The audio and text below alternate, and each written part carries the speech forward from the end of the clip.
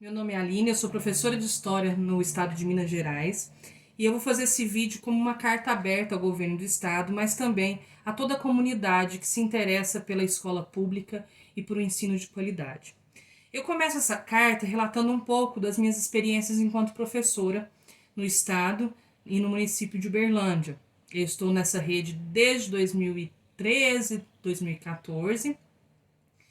E acredito que algumas das minhas experiências são fundamentais para a gente entender como é a vida do professor para além da escola, para além daquilo que a gente pode ver, né? Nós começamos então o ano em janeiro, enquanto todos os alunos ainda estão de férias. Nós estamos iniciando as nossas pesquisas, verificando o currículo daquele ano, elaborando nossos planejamentos anuais através de muito estudo, de dados científicos, de pesquisas, né? Nenhum professor vai fazer o seu planejamento baseado no que ele tem, sei lá, na cabeça dele, né? Mesmo porque tudo que a gente tem na nossa cabeça deveria ser embasado por alguma pesquisa, por algum dado que seja confiável, que seja oficial, que seja científico.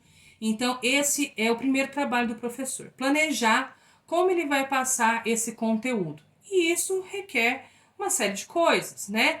O material que ele vai usar, os livros que ele vai usar, os filmes, quadrinhos, todos aqueles recursos que ele precisa para desenvolver a sua metodologia.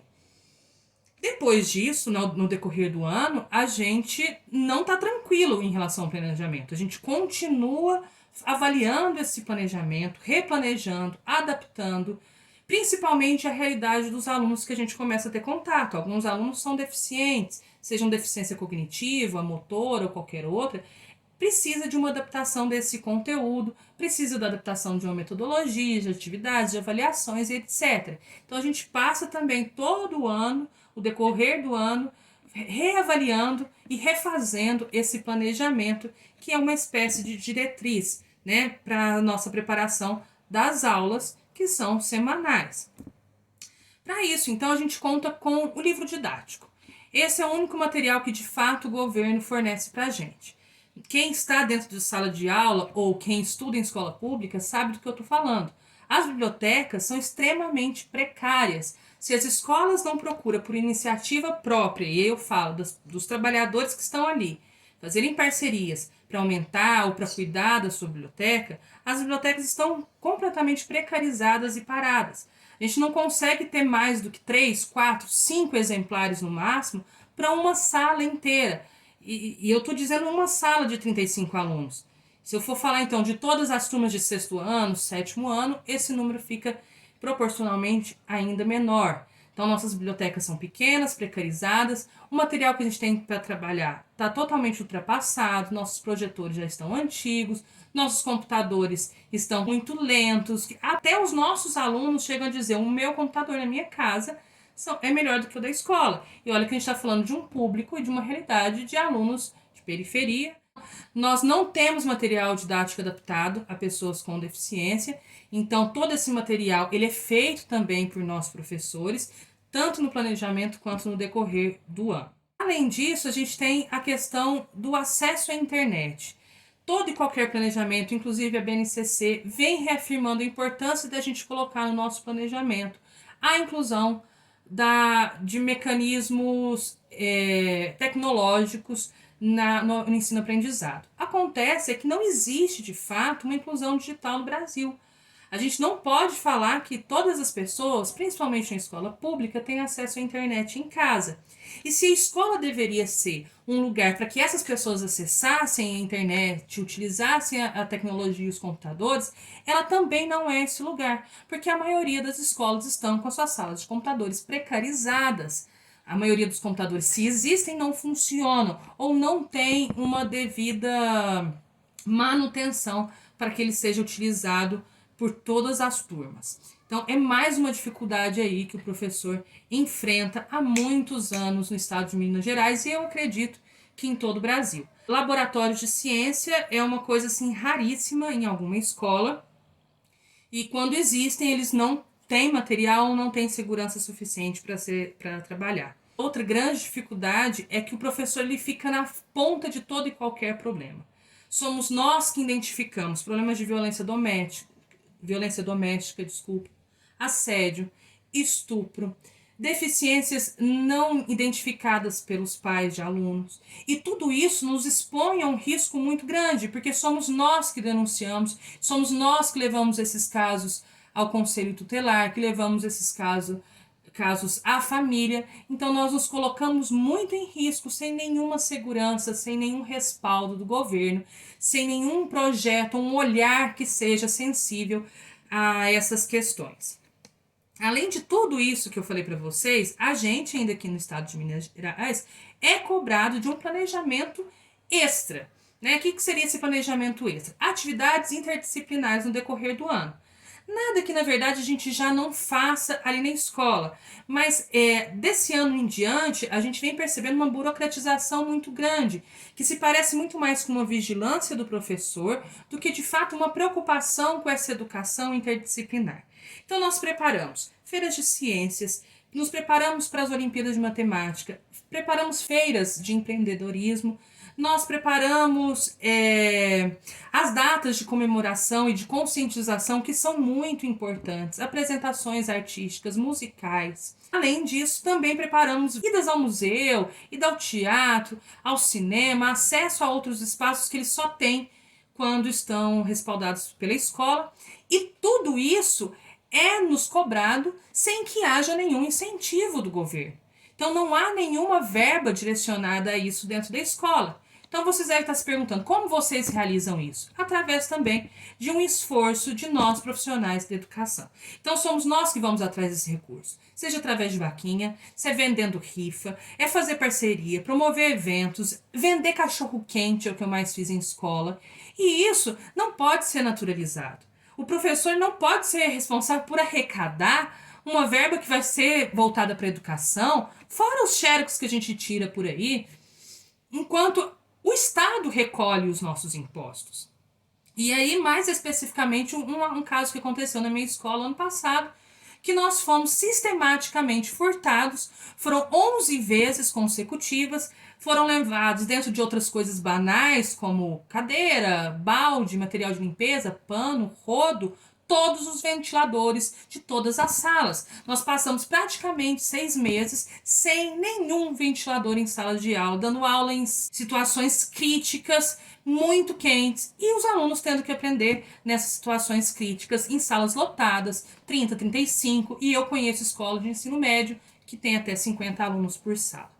Então, assim, eu não sei se eu disse todas as dificuldades aqui, porque talvez eu ficaria muito tempo, mas já deu para imaginar que os nossos problemas não são poucos e que nós não os enfrentamos apenas dentro de sala de aula. Isso não é apenas com a falta de recurso que o professor vem sofrendo, né?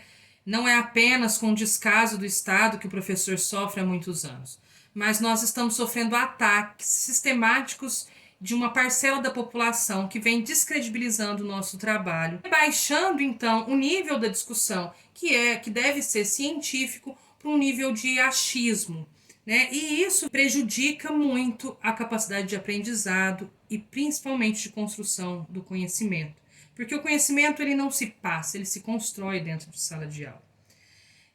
Desqualificar o professor, a nossa formação, os nossos métodos, reduzindo a um mero posicionamento político e deixando de lado toda a metodologia científica, os passos da pesquisa, é uma forma muito eficaz de se evitar que o Paulo Freire falava, que educação como prática, né, de liberdade. É dar autonomia a esse sujeito que não é só o filho do médico, mas é o filho do lixeiro, do catador, é o filho do padeiro, é o filho do professor, filhos, né, de um grupo da sociedade de trabalhadores que não tiveram historicamente acesso à educação até então. A ciência, gente, e o pensamento crítico fazem parte da escola. Eu não posso, nenhum professor pode admitir que a gente deixe de lado esses dois aspectos da educação. É a nossa obrigação formar profissionais, mas também é a nossa obrigação formar pessoas, cidadãos, pessoas que tenham consciência da realidade em que elas vivem. E isso é algo que assusta, né, uma elite e que não se interessa para a educação da maioria, que é pobre. Por fim, né, e não menos importante, a questão salarial. nós, professores, estamos enfrentando uma realidade financeira muito difícil, de atraso de salário desde 2016, e que não vem melhorando, muito pelo contrário, só vem piorando nos últimos tempos. Ontem, o nosso governador, Romeu Zema, anunciou que não tem nenhuma data para realizar o pagamento dos servidores da educação no mês de abril, né? Lembrando que, apesar de parados por conta do vírus do corona, nós trabalhamos até o dia 18, então se essa for justificativa, ela cai também por terra. 200 mil professores ainda não receberam o 13º. O nosso piso salarial, né, dos profissionais da rede pública foi reajustado, né, por esse presidente esse ano, 12,84%, foi feita uma massiva propaganda. Então, de 2.557, o nosso piso foi para 2.886. No entanto, o que a gente vê é que os professores do estado de Minas Gerais, líquido, não recebem nem R$ 2.000 ainda por um cargo. Então, é muito demagogo que esses políticos venham aprovando esse piso salarial sem de fato garantir que a gente receba esse salário. Então, antes mesmo do Covid, o Romeu Zema anuncia aí o aumento de 41,7% para policiais no salário, ignora o movimento dos professores, ignora as nossas demandas. E aí, quando eu falo as nossas demandas, não é só salariais, é como um todo. Como, por exemplo, a revisão do sistema de matrícula online, que deu errado, prejudicou várias famílias, separou irmãos, enfim, é um assunto para outro vídeo. Mas nenhuma dessas demandas foi ouvida pelo nosso governador. O Covid, então, ele aparece agora como um problema real, grave e que deve ser encarado com a tamanha gravidade. No entanto, ele vai aparecer também como uma desculpa de crise, né, para que esses governos venham implementar de fato o seu projeto neoliberal de uma educação privada e, quiçá, de uma educação à distância, em EAD, né, para esses alunos que sequer passaram aí para uma inclusão digital e, mais uma vez, reafirmando que nós, professores, não somos fundamentais.